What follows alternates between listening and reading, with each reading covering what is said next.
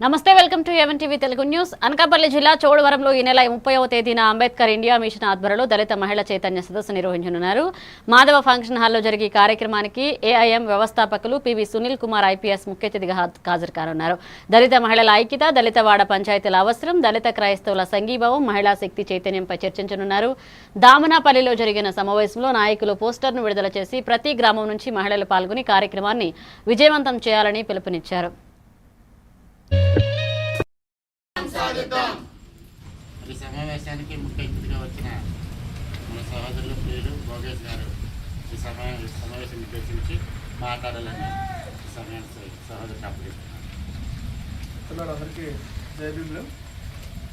ఈ యొక్క రాష్ట్రంలో అంబేద్కర్ ఇండియా మిషన్ అనే ఒక సంస్థను ఏర్పాటు చేసి మన దళిత జాతిలో చైతన్యం తీసుకురావాలని 10 సంవత్సరాల నుంచి మన PV Sunil Kumar IPS officer గారు ఎంతో కృషి చేస్తున్నారు.